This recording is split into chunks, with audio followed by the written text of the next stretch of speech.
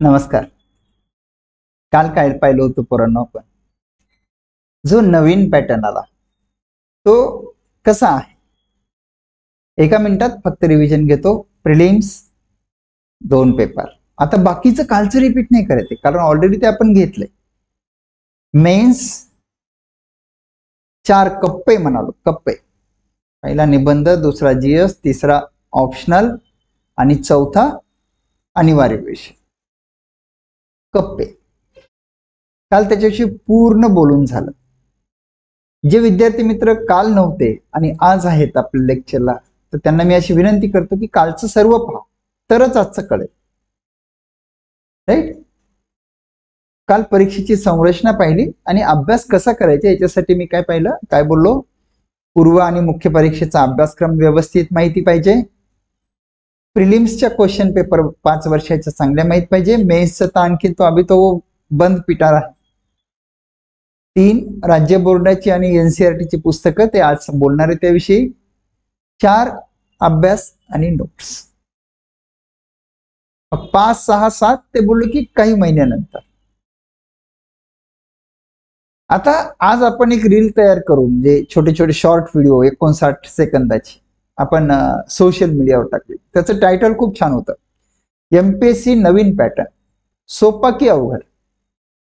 काय होतं? एमपीएससी नवीन पॅटर्न सोपा की अवघड. बऱ्याच जणांना कुतूहल वाटले, सोपा आहे का अवघड आहे? बोळे सर काय सांगते? समजणाऱ्यांसाठी सोपा आहे, न समजणाऱ्यांस आणि ज्यांनी स्वतः ठरवलंय की हे खूप अवघड आहे, ते त्यांच्यासाठी अवघड आहे. त्याच्यात एक छान वाक्य टाकलं होतं, सर्व्हायव्हल ऑफ फिटेस्ट. जो जगण्यास सक्षम लायक तोच जगणार. डार्विनची थेअरी, चार्ल्स डार्विन.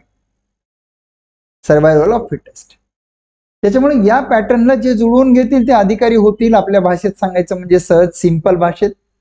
जे नाही जुळवून घेणार ते बाजूला पडतील. सोपा विषय, सर्व्हायव्हल ऑफ फिटेस्ट. हा पॅटर्न सोपा आहे का अवघड आहे?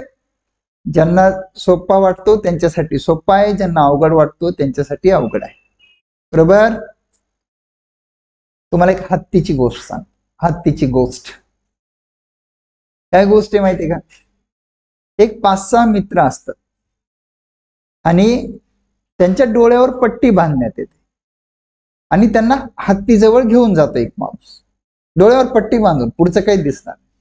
तर त्या प्रत्येकाला विचारतो, ओळख म्हणतो, हे काय आहे नेमकं काय? ज्यांचा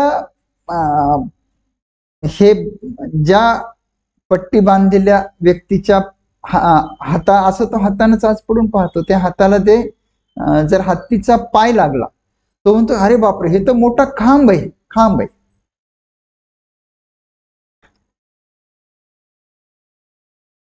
हत्तीची सोंड लागते एका जणाच्या हाताला, ते असं चापलं, अरे हे तर पाईप आहे. एका जणाला हत्तीची शेपटी लागते, तो म्हणते बापरे, हे तर साप आहे.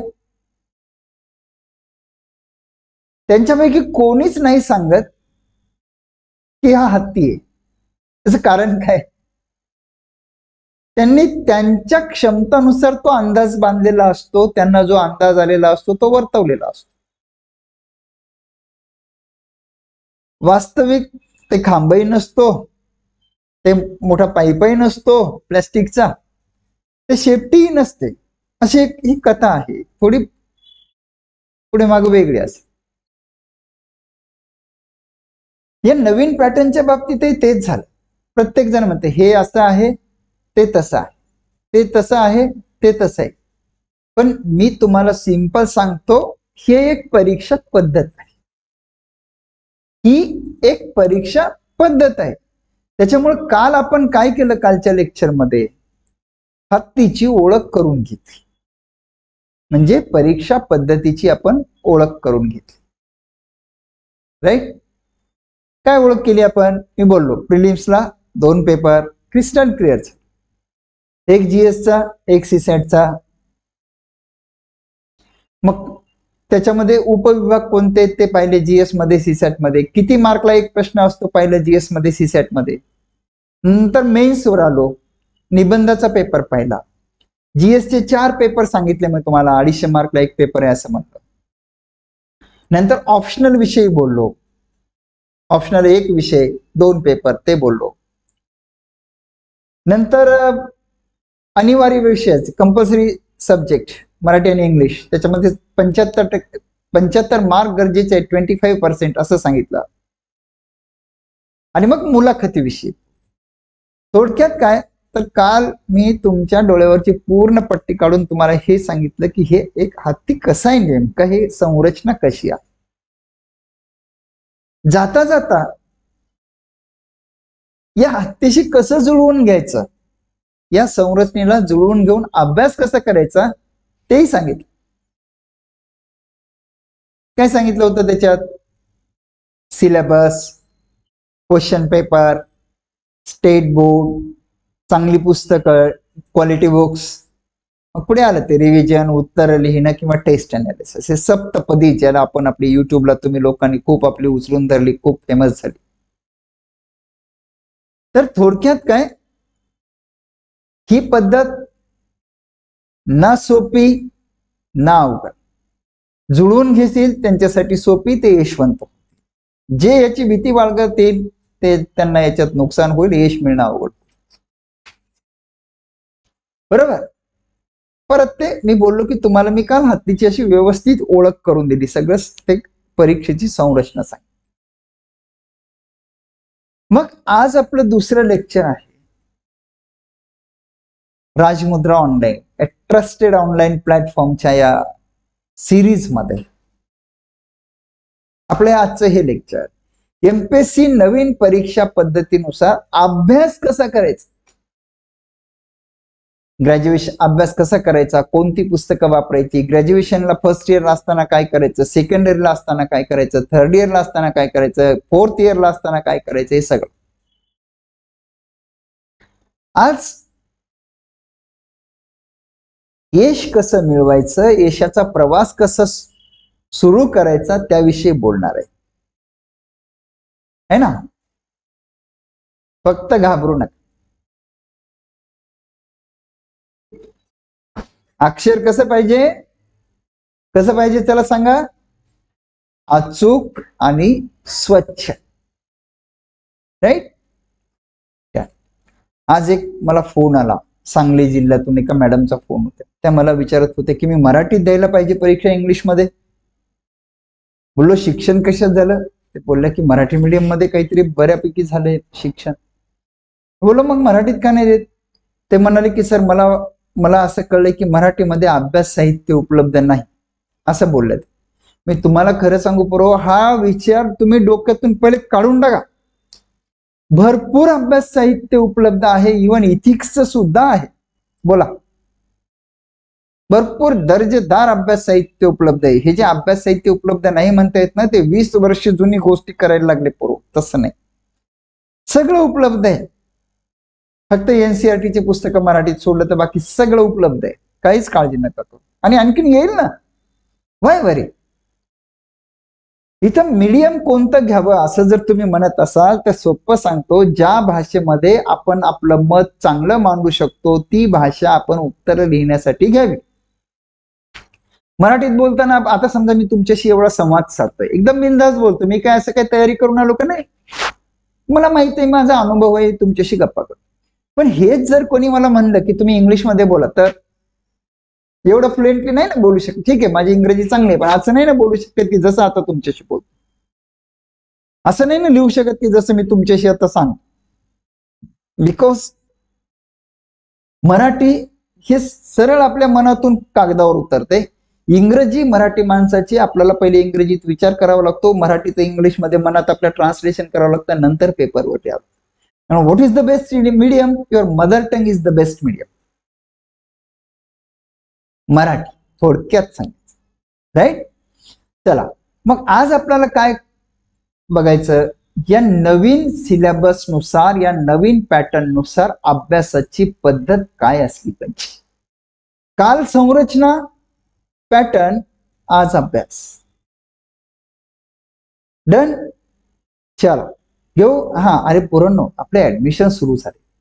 940 3330 पहिला नंबर, 940 583 84 दुसरा नंबर, 940 584 85 तिसरा नंबर. याच्यावर तुम्ही चौकशी करू शकता. Right, done.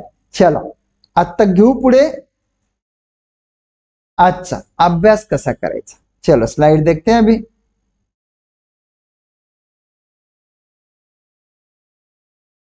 काही गोष्टी पहिले स्पष्ट होऊ दे. एनसीईआरटी ची पुस्तकं वापरायची का स्टेट बोर्डाची वापरायची. आता माझं व्याख्यान संपल्यानंतर तुम्हाला ही गोष्ट माहिती आहे का परवा आपला मनोहर भुळे ऑफिशियल नावाचं टेलिग्रामला चॅनल आहे. त्या चॅनल मध्ये आपण राज्य बोर्डाची कोणती पुस्तक वापरायची याच्याविषयी आपण व्यवस्थित एक टेबल टाकलेला आहे. आज परत टाक. फक्त इथं आता एनसीईआरटीचा हा जो चार्ट आहे तुमच्या पुढे तो एनसीईआरटीचा आहे. Right, this chart belong to NCERT and ICSE books. NCERT कशात उपलब्ध आहेत पुस्तकं तुम्हाला माहिती आहे, हिंदी किंवा इंग्लिश. वर आपला इंग्लिशचा तर हा आपला मेजर प्रॉब्लेम आहे सगळ्याचा. ते माझा आहे जसं आहे, तुमचा जसं आहे, माझा आहे, सर्वांचा. It's a engine fault. English तेवढं जर नाही जमणार तर हिंदीसाठी एनसीईआरटीच्या पुस्तकांना नक्की ट्राय करा. कोणत्या विषयाचे एनसीईआरटी वापरायचे हे तुमच्या स्क्रीनवर आलंय बघा. कोणत्या विषयाचे एनसीईआरटी वापरायचे हे तुमच्या स्क्रीनवर आलंय. इतिहास 11वी 12वी नवीन आणि जुने, भूगोल 6वी ते 12वी 7 पुस्तकं, अर्थशास्त्र 6वी ते 10वी 5 पुस्तकं, अर्थशास्त्र व समाज. आता तुम्हाला हे माहितीये का, इकॉनॉमिक्स सोसायटी हे सुद्धा आलं त्याच्यामध्ये बरं का पेपरमध्ये. राज्यव्यवस्था 9वी 11वी आणि 12वी एनसीईआरटी. पर्यावरण आयसीएससीचं बुक दाखवते ते 11वी आणि 12वीचं. भारतीय समाजासाठी 11वी आणि 12वी. हे अशा प्रकारे मी एक मॉड्यूल तयार करून ठेवलं तुमच्यासाठी. ही एनसीईआरटी जी पुस्तक आहेत हे लक्षात घ्या. वाचायचे असले तर हिंदीमध्ये वाचू शकता तुम्ही. मला काही पोरं नाही आम्हाला हिंदी समजत नाही असं नाही तसं नाही. पोरं आपल्याला हिंदी चित्रपट कळतो ना, हिंदी मालिका कळतात ना, मग काय झालं ना कळायला. यू स्टिक टू विकेट, काही दिवसानं सगळं कळेल. Is it clear. घेऊ पुढे. ही एनसीईआरटीची कोणती, इतिहास कोणत्या विषयाचे, विषय तुमच्या डाव्या हाताला, वर्ग उजव्या हाताला. इतिहास 11वी 12वी जुने आणि नवीन, भूगोल 6वी ते 12वी 7 पुस्तकं, अर्थशास्त्र व समाज 6वी ते 10वी 5 पुस्तकं, राज्यव्यवस्था 9वी 11वी आणि 12वी 10वी नाहीये. पर्यावरण आयसीएसई बोर्डाची 11वी 12वीची पुस्तकं आणि भारतीय समाज 11वी 12वी. बरेच पोरांचं इथं मत असते की सर मग आम्ही एनसीईआरटीचा अनुवाद वाचला चालेल का, जे काही लेखकांनी एकत्र आणले. नाही पोरो, झाडाच्या फांद्या तोडत बसण्यापेक्षा मुळावर घाव घालण्याला खूपच महत्वाची स्थान असते. थेट तुम्ही स्वतः वाचा. There is no shortcut to success. स्वतः झिजलं पाहिजे. त्यामुळे हे पुस्तक तुम्हाला स्वतः वाचायला पाहिजे. कोणी म्हणलं की नाही मला वाचायचीच नाही तरी चालेल, काही प्रॉब्लेम नाही. ते नाही, directly you can shift to study material house sources, original source like Laxmikanth in polity, Bipin Chandra in history, India struggle for independence. आता हे झालं एनसीईआरटीच्या बाबतीत. आता स्टेट बोर्डाची कोणती पुस्तक वाचायची हे मी तुम्हाला सांगतो. स्टेट बोर्डाची कोणती पुस्तक वाचायची, कारण तो चार्ट इथं नाहीये. लिहून घेता तुम्ही, लिहून घ्या. हिस्ट्रीसाठी 6वी 7वी 8वी 9वी आणि 11वी. 11वीचं ज्याच्यात महाराष्ट्राचा इतिहास आहे. 6वी 7वी 8वी 9वी आणि 11वी जे 2 वर्षाखाली होते. भूगोल 6वी 7वी 8वी 9वी 10वी 11वी 12वी.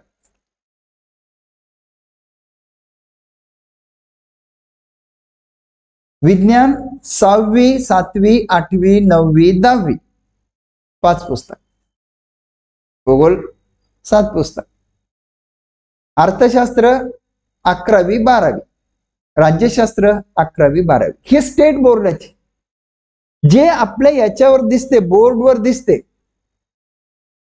हे एनसीईआरटीचे. बोर्डवर दिसतात ते कशाचे? एनसीईआरटीचे.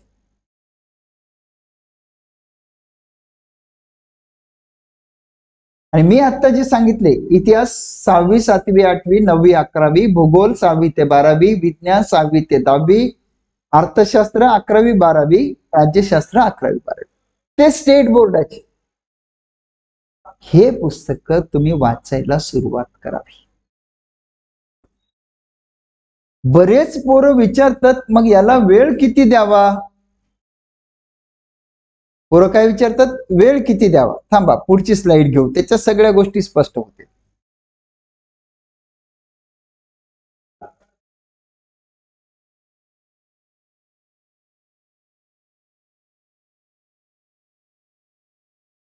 पहिले एनसीईआरटी आणि स्टेट बोर्डाविषयी सांगतो, नंतर हे सांगतो विषयाचे नियोजन कसे.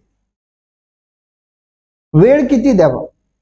ज्यांचं ग्रॅज्युएशन नाही झालं, फर्स्ट इयर सेकंड इयरला आहेत, त्यांनी 5-6 महिन्याचा वेळ द्यावा. एनसीईआरटी आणि स्टेट बोर्ड वाचायचे. वाचताना डायरेक्ट अंडरलाईन करायचं. पुस्तक वाचून झालं की जे अंडरलाईन केलं ते लिहून काढायचं, याला notes. Done. First year second इयरला आहेत त्यांनी. ज्यांचं ग्रॅज्युएशन झालंय किंवा फायनलला आहेत, त्यांनी स्टेट बोर्ड आणि एनसीईआरटीची पुस्तकं हे फक्त शनिवार रविवारी वाचावीत. नोट्स सगळ्या याच्या नोट्स नाही काढल्या तरी चालतील, पण एखाद्या वेळेस भारतीय समाज आहे, त्याचं मटेरियल कमी असेल, त्याच्या नोट्स काढायला पाहिजे.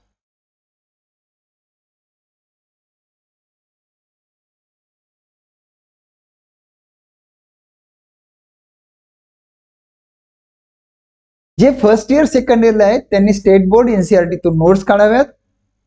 परत सांगतो, एनसीईआरटी जर कोणाला नाही वाचायचे, नाही तर नाही, जाऊ द्या, बाजूला ठेव. ज्यांचं ग्रॅज्युएशन झालंय किंवा थर्ड इयरला आहेत त्यांनी फक्त शनिवार रविवारी हे वाचावेत. जे फर्स्ट इयर सेकंड इयरला आहेत त्यांनी या पुस्तकातून नोट्स काढाव्यात. कोणत्या? अगोदर जो एनसीईआरटीचा चार्ट सांगितला आणि जो स्टेट बोर्डाचा मी वाचून दाखवला. डन. ओके. आता अभ्यासाचं नियोजन कसं करायचं? खूप डिटेल घेऊन आलो पोरांनो, तुमच्या पुढे खूप डिटेल घेऊन आलो.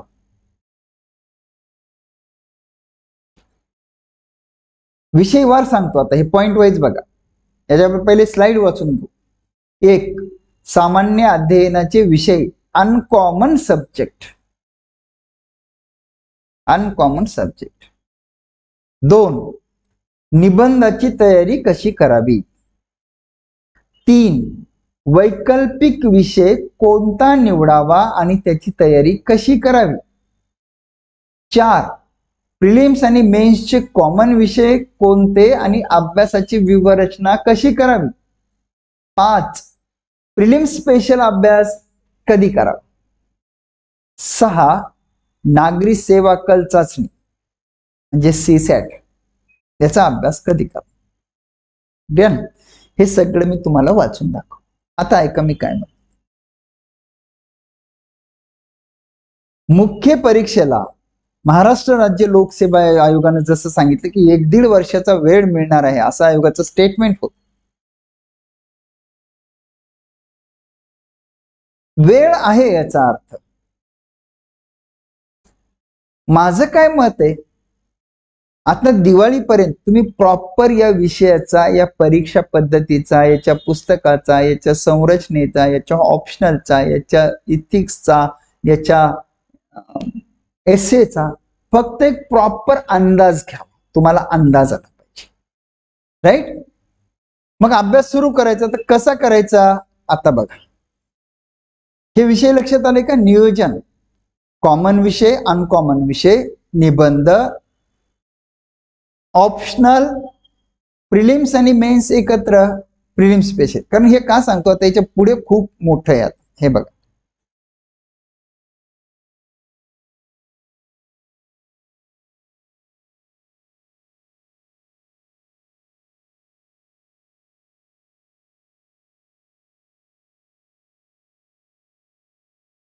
ही एक स्लाइड पोरं,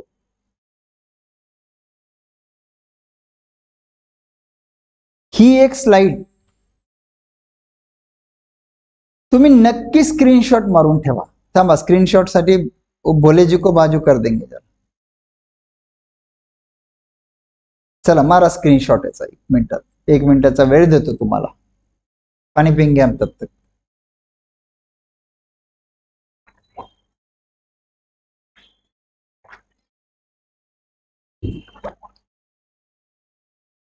मारला स्क्रीनशॉट? ठीक. आता मला सांगा, एकदम सोपं, काल जसं तुम्हाला ते याचे स्क्रीनशॉट मारायला लावलं होतं ना सिलेबसचे, हे ते काय करायचं तसं तसं या स्क्रीनशॉटची एक प्रिंट काढायची. आता मला सांगा, मुख्य परीक्षेसाठी आणि पूर्व परीक्षेसाठी कॉमन विषय कोणते आहेत? इतिहास आहे आपला एकदम famous, modern India. Polity, modern India प्रिलिम्सला आहे, मेन्सला आहे.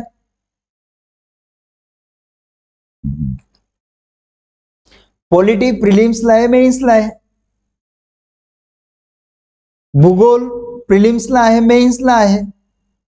इकॉनॉमिक्स प्रिलिम्सला आहे, मेन्सला आहे. एन्व्हायरमेंट प्रिलिम्सला आहे, मेन्सला. समान विषय.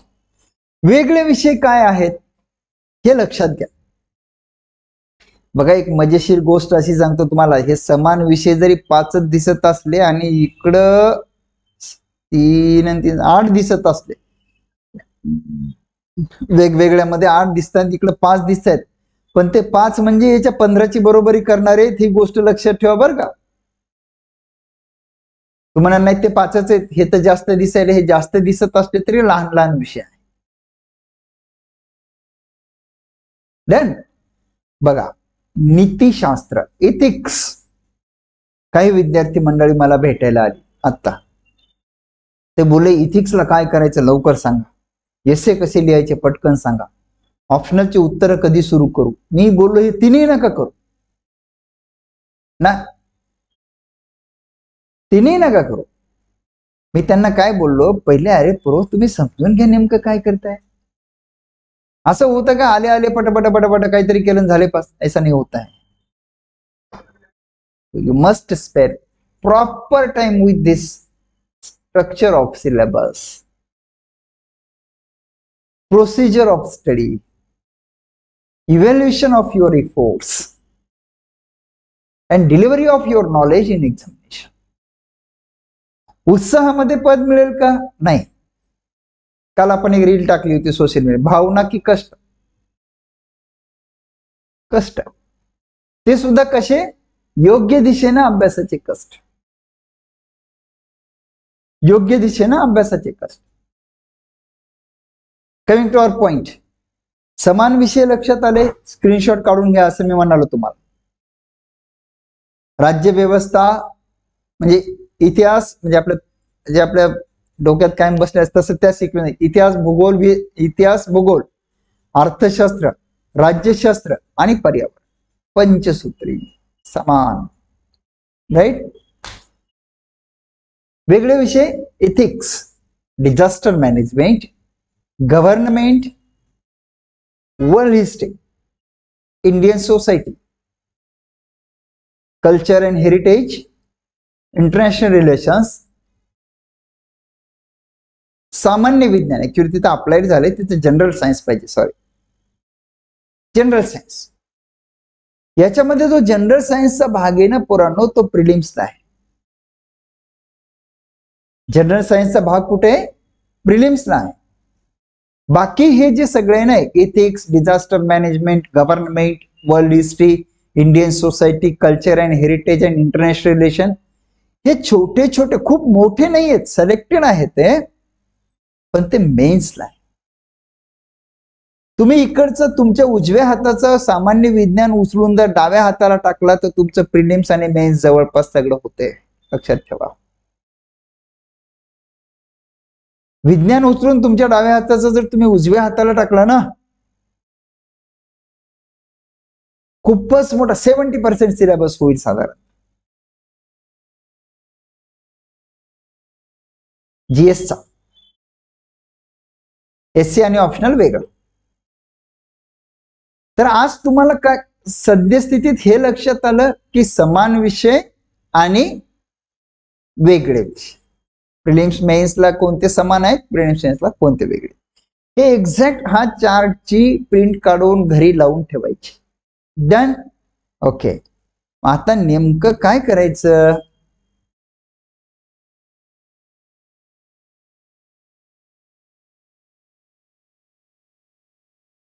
Yes,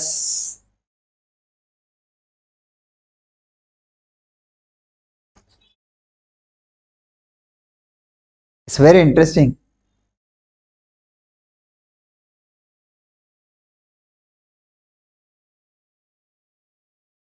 I went at a place. A parent asked me, "Sir, are you Manohar Bole, sir?" Yes. Okay, I want your appointment. What is the reason? He told me, my son want to prepare for civil services. मैं बोला, what is his age? He told me he is in 7th. 7वीत आहे म्हणाले आणि पोराला MPSC UPSC चा अभ्यास करायचा. एक पालक मला म्हण, हमने कह दिया उनको, उसको उसका बचपन एंजॉय करने दीजिए. मी बोललो त्याला त्याचं बालपण जरा एन्जॉय करू द्या, कशाला तुम्ही एवढं त्याला टेन्शन देता आता. म्हणून आज जेव्हा आपण हे सेशन घेतोय पोरांनो, या सेशन मध्ये मी एकदम टप्पेवाईज सांगणार आहे की कोणी काय करायचं, कोणत्या अवस्थेत काय करायचं. चला बघू. एक 12वी पर्यंत मला बरेच जण विचारतात की आमच्या मुलाला, आमच्या मुलीला, म्हणजे त्यांच्या पाल्यांना स्पर्धा परीक्षा करायची इच्छा आहे, तर आता काय करायला पाहिजे.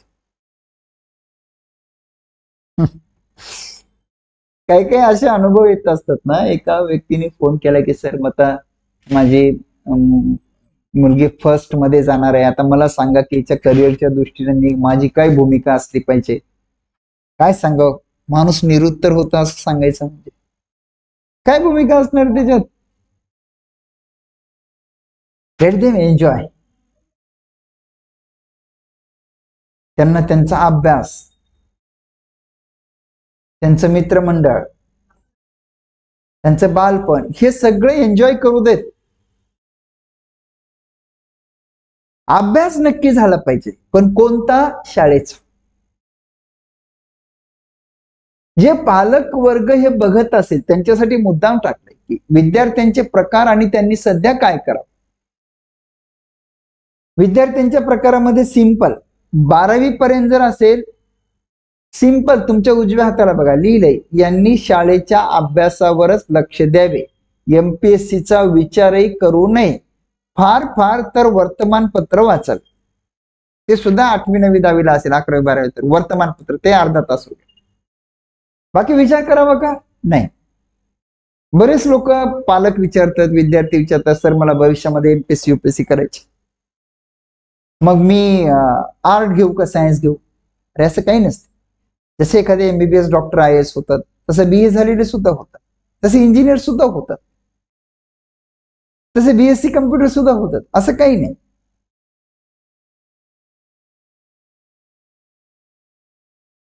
पण एकदम स्पेसिफिक परत सांगतो, 12वी पर्यंत त्या विद्यार्थ्यांनी त्यांच्या शाळेच्या अभ्यासावर लक्ष द्यावं. क्लिअर पहिला मुद्दा. दुसरा, पदवीचे शिक्षण चालू असलेले विद्यार्थी काय लिहिले यांच्यासाठी, ते थोडी स्लाइड पुढे मागे झाली बरोबर, मी सांगतो तुम्हाला. सांगतो, पदवीचे शिक्षण घेतानाचा कालखंड हा MPSCचा अभ्यास करण्यासाठीचा अत्यंत योग्य कालखंड होय, कारण यावेळी किमान 3 ते 4 वर्ष वेळ मिळत असतो. प्लेन ग्रॅज्युएशनला साधारणतः 3 वर्ष, इंजिनिअरिंग असेल तर 4 वर्ष, ऍग्री असेल तर 4 वर्ष, डॉक्टरला वगैरे तर 5-5 वर्ष मिळतात. माझ्यासारख्या BSc वाल्याला 3 वर्ष. एखाद दिवस स्वतःच्या कष्टाने एखादं जास्त लागू शकतं. पदवीचे विद्यार्थी जे आहेत ना, काल एक मॅडम माझ्याकडे त्यांच्या बाळाला घेऊन आल्या होत्या, 12वी झालेलं. तर काय करावं? आमची इच्छा आहे की स्पर्धा परीक्षा करायची. मग मी त्यांना एका कागदावर लिहून दिलं काय करायचं.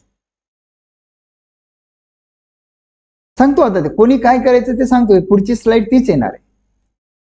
फक्त एक गोष्ट लक्षात घ्या पोरांनो, जर तुम्हाला स्पर्धा परीक्षांचा अभ्यास करायचा असेल तर 12वी नंतर लगेचच सुरू करा. त्याचा खूप फायदा होतो. बिकॉज ऍडव्हान्स मध्ये आपल्याला 3 वर्ष मिळतात नाही तर आपल्या हातात 3 इयर्स. मग काही विद्यार्थी म्हणजे भोळे सरांचं चांगलं लेक्चर होतं पण सर जरा उशिरा भेटले. अगोदर भेटले असले तर केलं असतं.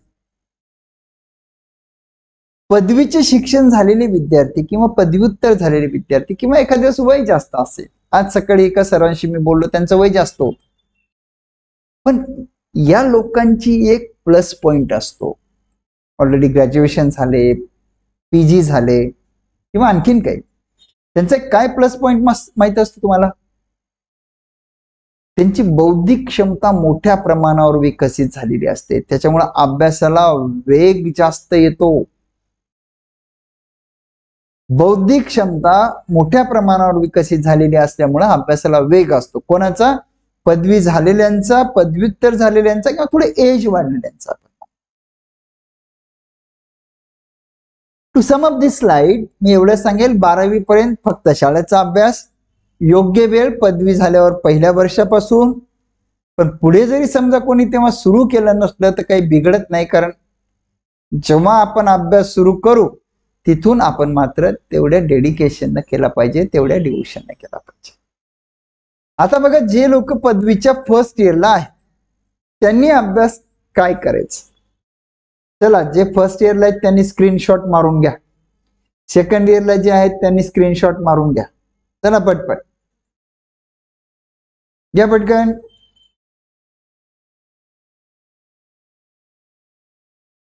घेतला? किंवा नाही मारता आला तर मग तुम्ही थोड्या वेळ व्हिडिओ थांबवून नंतर जेव्हा पूर्ण प्ले होईल तिथं ते लिहून घ्या. फर्स्ट इयरला असणाऱ्यांनी काय करावं? एक बघा, पदवीचा अभ्यासक्रम पहिले 6 महिने समजून घ्यावा. 3-4 महिने तरी पदवीचा अभ्यासक्रम समजून घ्यावा. वर्तमानपत्राचं वाचन समजून घेऊन करा. वर्तमानपत्राचं वाचन समजून घेऊन करा. 3 अभ्यासक्रम मागील काही वर्षातील प्रश्नपत्रिका व्यवस्थित माहित करून घेतल्या पाहिजे. 4 स्टेट बोर्ड आणि एनसीईआरटी समजून घेऊन नोट्स काढल्या पाहिजे. आणि 5 प्रश्न काय विचारला ते कळते का याच्यावर लक्ष दिले पाहिजे. उदाहरणार्थ नाही का आर्थिक नियोजनाचा प्रश्न, आर्थिक नियोजन म्हणजे काय, 12व्या पंचवार्षिक योजनेची वैशिष्ट्ये सांगून भारतातील नियोजनाच्या यश अपयशाचा आढावा घ्या. आर्थिक नियोजनाच्या यश अपयशाचा आढावा घ्या. प्रश्न कळते का त्याच्यावर एक बघा. Those girls or boys belong to first year, take care of these 5 points. लगेच एखादं पुस्तक आणू नका आणि लगेच काय नोट्स काढायला बसू नका, झालो मी अधिकारी, असं नाही होत. ठंडा करके पियो. काय बोललो? ठंडा करके पियो. बरोबर? पहिले पदवीचा अभ्यासक्रम, नेक्स्ट न्यूजपेपर रीडिंग, पण समजून घेऊन. बघा 2 ठिकाणी 2-3 ठिकाणी समजून 1 2 3 4 5 पैकी 4 वाक्यामध्ये समजून हा प्रश्न शब्द वापरलेला आहे फ्रेंड्स. 5 पैकी 4 वाक्यामध्ये समजून हा प्रश्न शब्द वापरलेला आहे. लक्षात घ्यायचं महत्व. Graduation syllabus, newspaper, syllabus and question paper competitive एक्झामिनेशन्सच्या, state board NCERT, understanding and notes, last understanding the questions. Is it clear? First इयरला असणाऱ्यांनी काय करा. पुढचा मुद्दा,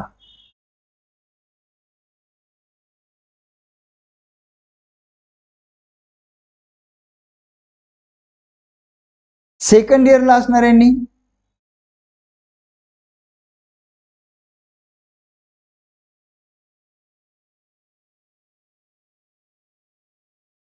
प्रत्येक विषयाला एक रेफरन्स बुक घेतलं पाहिजे,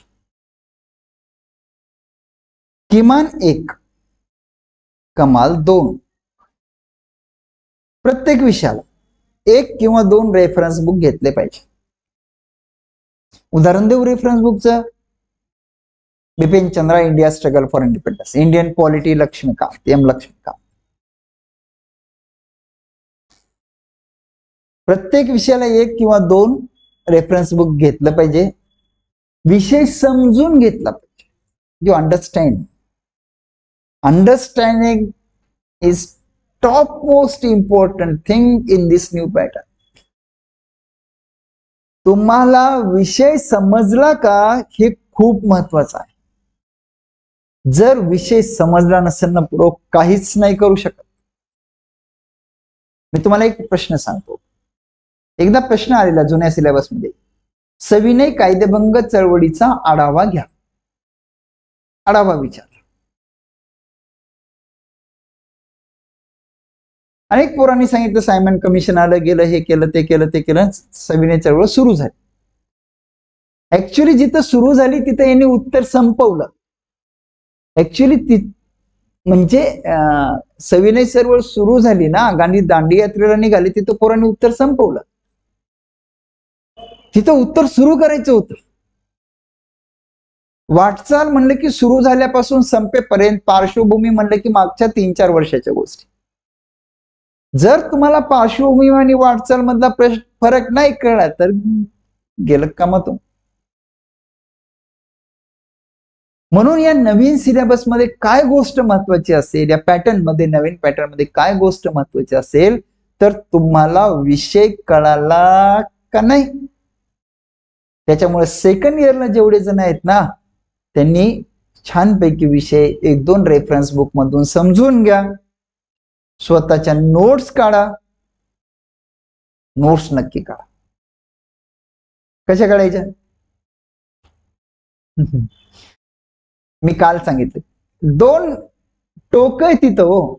एक पूर्ण पुस्तक उतरून काढतो, 2 फक्त पॉइंट काढतो. दोघंही चुकलं. नोट्स कशा असाव्यात याचे काय उदाहरण सांगतो. एक, त्या नोट्स वाचल्यानंतर तुम्हाला तो विषय पूर्ण व्हिज्युअलाइज झाला पाहिजे. First point. सेकंड, त्या नोट्स तुम्हाला कळाल्या पाहिजे वाचताना. Second point.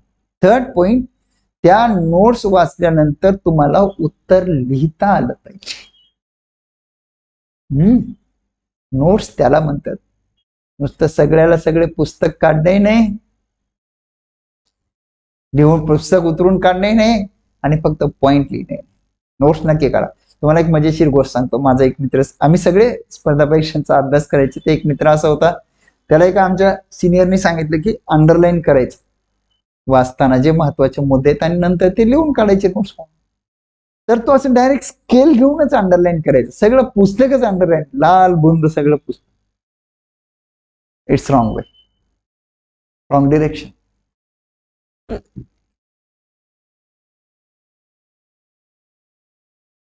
1-2 reference book, notes, आणि जे विद्यार्थी सेकंड इयर मध्ये आहेत ना, त्यांनी ऑप्शनल ठरवा. It's right time to reset optional. त्या ऑप्शनलच्या नोट्स काढा आणि प्रत्येक पंधरवाड्याला, 8 दिवसाला नको, 15 दिवसाला एक निबंध लिहून पहा. उदाहरणार्थ कोरोना नंतरचे जग,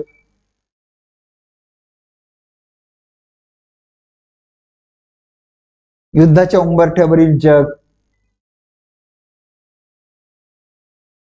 मी पंतप्रधान झालो तर, भारतीय स्वातंत्र्याची 75 वर्ष, असं. Coming to our point. First इयरला असणाऱ्यांनी काय करायचं आता रिपीट नाही करणार. सेकंड इयरला असणाऱ्यांनी प्रत्येक विषयाला 1-2 रेफरन्स बुक वापरायचे, विषय समजून घेऊन वाचायचा, नोट्स काढायच्या, ऑप्शनल ठरवायचा, ऑप्शनलच्या नोट्स काढायच्या, आणि 15 आठवड्याला नको, 15 एखादा निबंध देऊन पाहायचा. डन. सेकंड इयरला असणार आहे. थर्ड इयर वाल्यांना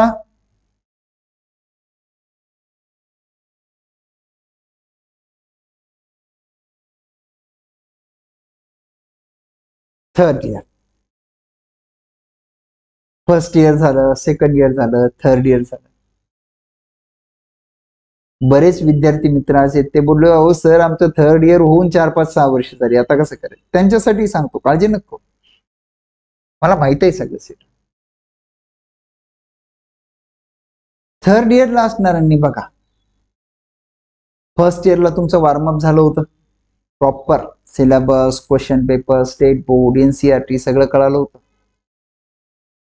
सेकंड इयरला तुम्ही रेफरन्स बुक वापरले होते, नोट्स काढल्या होत्या, प्रश्नपत्रिका समजून घेतल्या होत्या.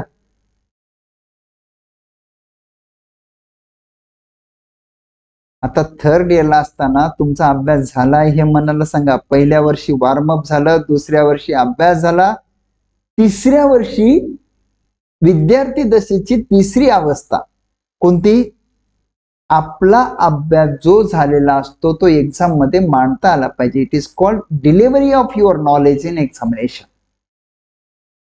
Delivery of your knowledge in examination. मग आता तिसऱ्या वर्षी ऑप्शनल तुमचा जो आहे त्याचे उत्तर लिहून पहा, कोणाकडून तरी तपासून घ्या. आपल्या राजमुद्रा ऑनलाईनच्या प्लॅटफॉर्मवर आपण ऑप्शनलची नवीन बॅच सुरू करणार आहे. काल जसं तुम्हाला सांगितलं, काल एक आपण क्लिप टाकली, पूर्व पाहिली का तुम्ही, कोणती, ऑनलाईन राजमुद्रा 3 ही बॅच कशी होईल, एक्झॅक्ट 10-15 पॉइंट मी तुम्हाला मुद्देसूद सांगितले की अशी होईल. त्याच्यामध्ये आपण सांगितलं की काही उत्तरं तपासून देण्याची सुद्धा व्यवस्था केली, राईट. तर आता इथे तिसऱ्या वर्षाला असणाऱ्यांनी ऑप्शनची उत्तरं लिहून पहा. जीएस चे जे टॉपिक वाईज काही प्रश्न काढा, त्याची ऍटलीस्ट सुरुवात, शेवट, ज्याला फ्रेमवर्क म्हणतो, सुरुवात आणि शेवट तयार करून ठेवा.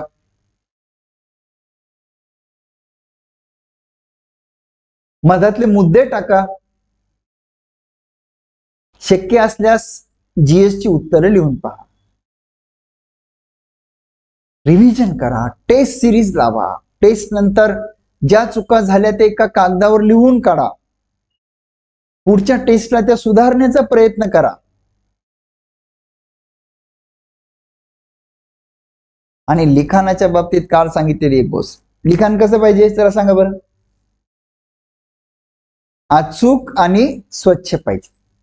आणि पुरो लिखाणाला स्पीड पाहिजे, मस्ट हॅव स्पीड. लिखाणाला स्पीड पाहिजे, speed, must have speed with accuracy. ऑप्शनलची उत्तरं, जीएस चे फ्रेमवर्क, जीएस ची उत्तरं, रिव्हिजन, टेस्ट अँड एनालिसिस, अचूक स्वच्छ लेखन with speed with accuracy.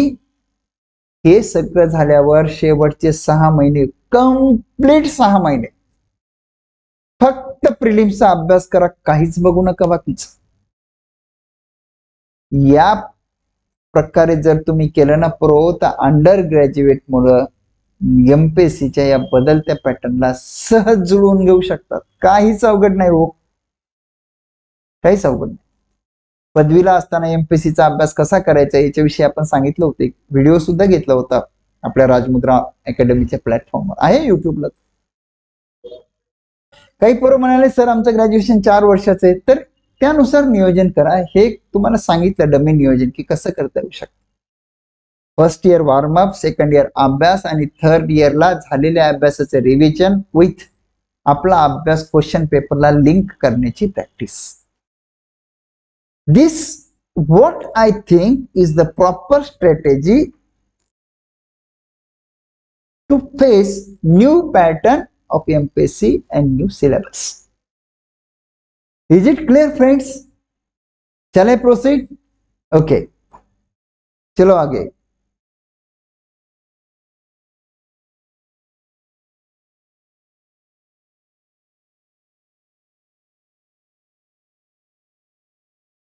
Direct शुभेच्छांची पट्टी आली. ते तर आमच्या सगळ्यांच्या शुभेच्छा तुमच्या पाठीशी कायमच आहेत ना.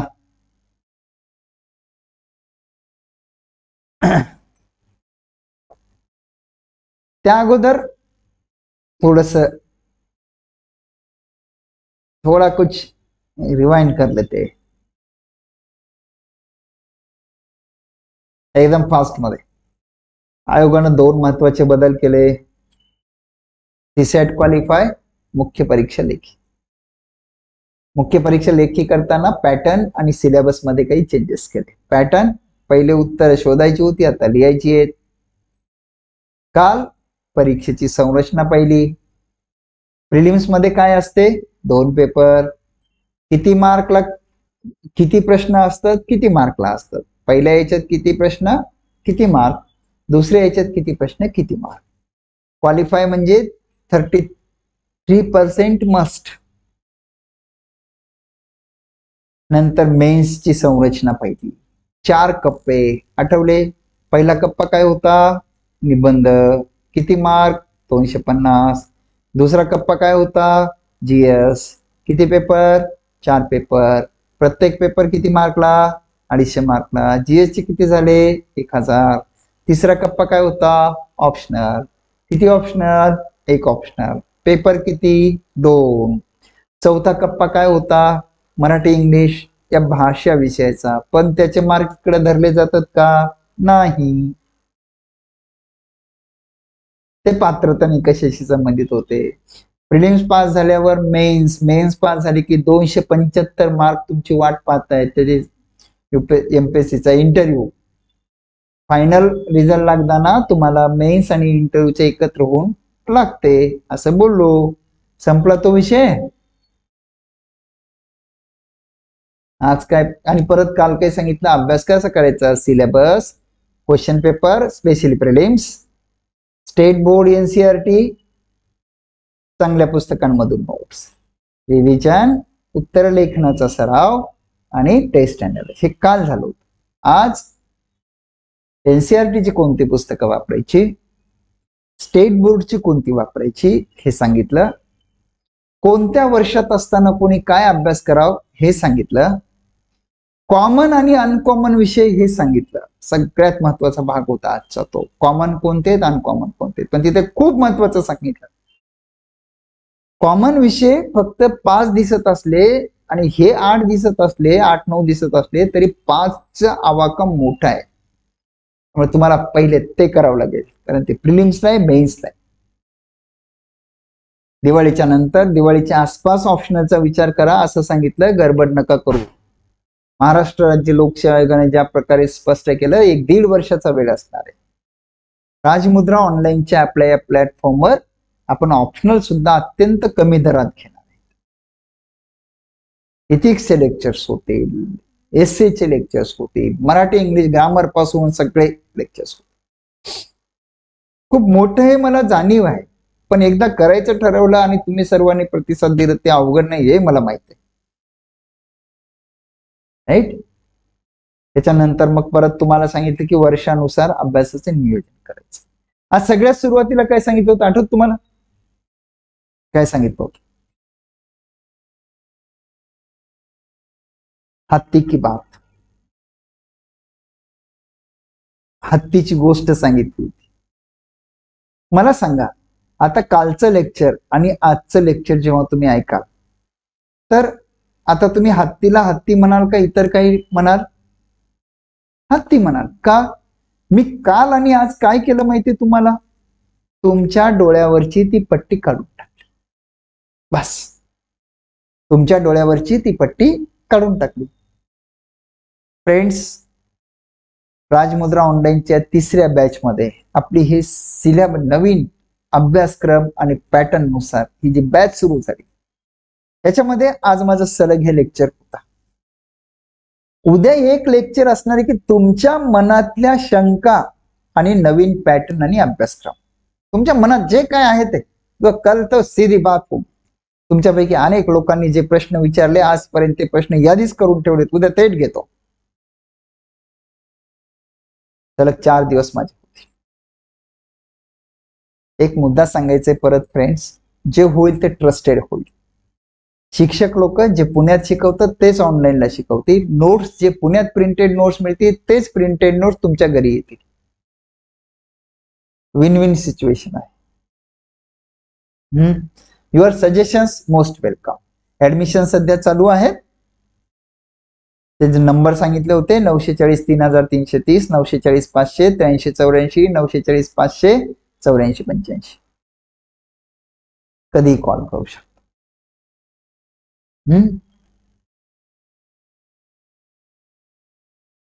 Your suggestions most welcome.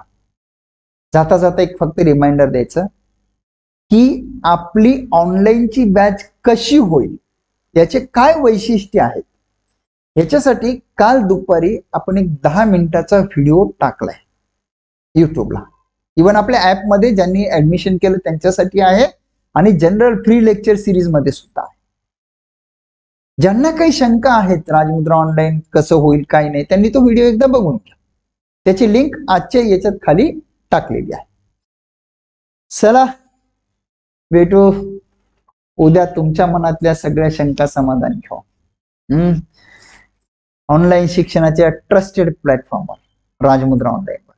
Okay friends, bye bye.